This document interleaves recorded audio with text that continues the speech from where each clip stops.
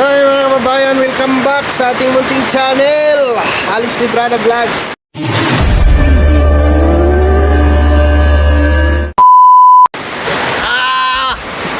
Grabe,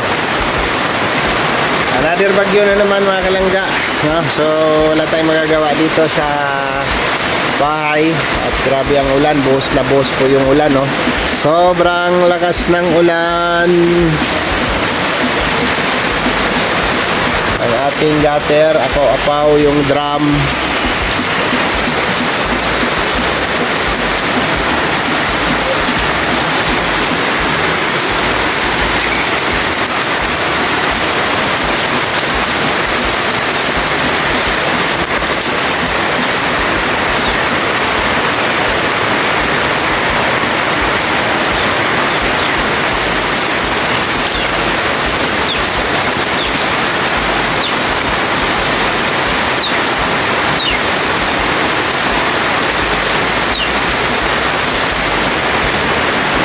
Buti ulan lang, no? Wala siyang hangin. Ulan lang siya, walang hangin.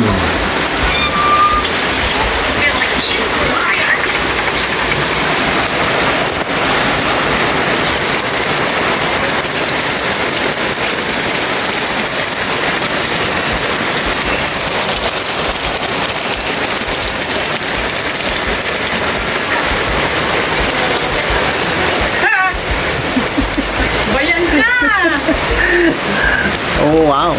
Uwit wiw. Uwit wiw. Inhale, exhale. Inhale, exhale. Inhale, exhale. Ano magulo?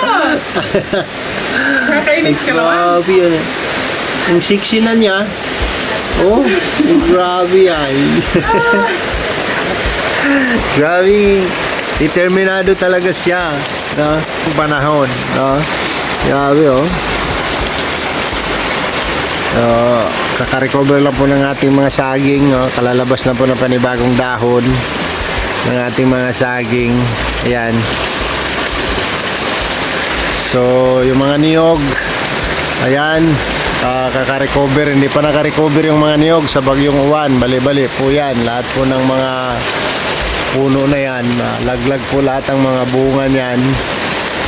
So matagal po ang recovery niyan, katulad nung isa, oh. Yan, bali-bali yung dahon, no? Dito bali-bali din yung dahon, no? Grabe. So walang tigil ang ulan simula kahapon hanggang ngayon, no? Grabe, wala tayong magagawa nito, no? So araw po ng linggo ngayon. Uy, pumasok na. Pumasok na yung ulan.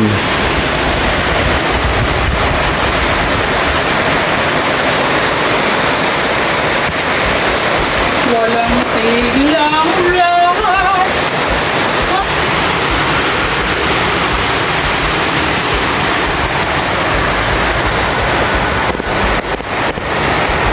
Nging, nging, nging. Nging, nging. Napakagulo ka! Nging, nging, nging. Tommy na talaga sa pagpayak ko eh. Grabe yan, determinado talaga siya, guys, magpa-siksi. Ay, grabe yan. Ay! Sige pa. Nging, nging, nging. Doon po yan kay Dudong po yan. Doon po yan sa ano ni Dudong. Yung ano sabi niya, dadalhin dito para magamit daw nila. Oh, grabe, oh. Ha? Mas maganda siguro na sa ilalim ako niyan. Halika.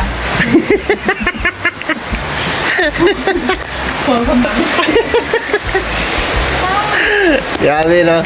Walang magawa, mabagyo, maulan. Grabe yan. Ayan, ito, mga person.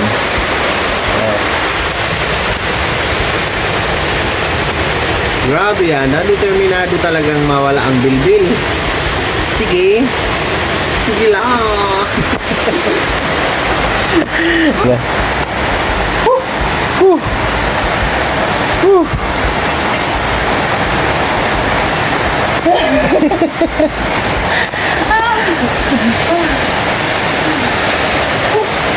Grabe.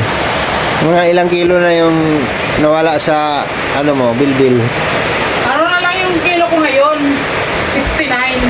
Oh? Oo. Ang kilo ko dati 78. Oo, di ba? Gawa sa baso. Tingnan mo, kakilo kita. Kakilo. Tara, timbang tayo, timbang.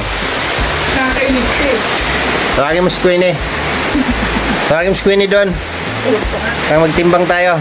Tulog ko na. Oh, natin ba kayo ha? Magtimbang daw kami, magtimbang. Yan na yung kilo ko. Bumili pa ako talaga ng ano. Bumili pa talaga siya ng kiluhan. Uy, 56 na lang. Ay, garo niluluko ko nito. 56 na lang. Ay, nakakaloko. Wait lang ha. Totoo ba yan? Ano dito na eh? Yan, i-receipt natin. Di pa nga nag-0-0. Oh, 100. 126 kilos. LBS! LBS! Baga nakalagay. Pounds. 126 is ano. Tama nga, 50 plus. Ay, garo sila na yun eh. Kabibili lang. Ay, ayun may kilo pala di oh. Kilos. Dito tayo sa kilo. Ah, Hindi man nag-0-0 yan. di pa nga. Wait lang. 0 point. Ano,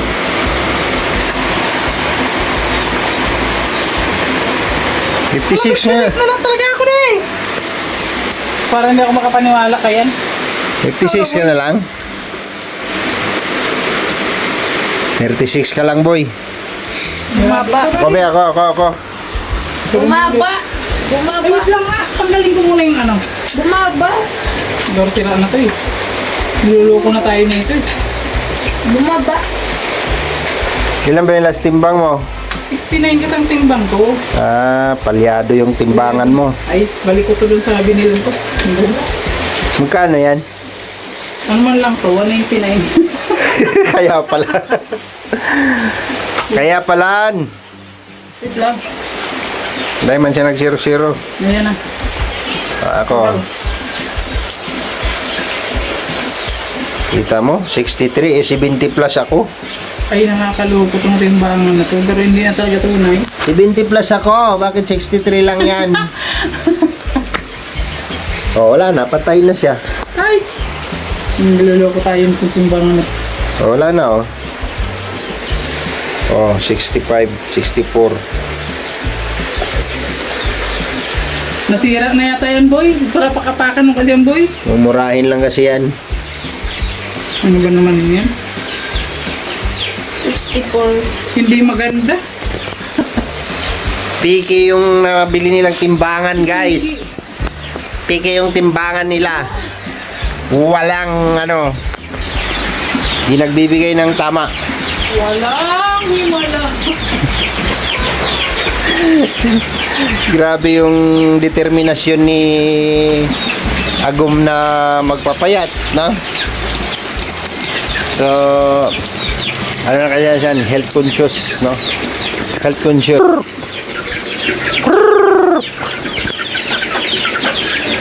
Matrip ako, matinula tayo. Alin sa inyo ang titinulahin ko? Meron tayong dalawang tandang dito. Tinira ko. Mayroong sumusunod na mga maliliit. Ayan. Uy, grabe.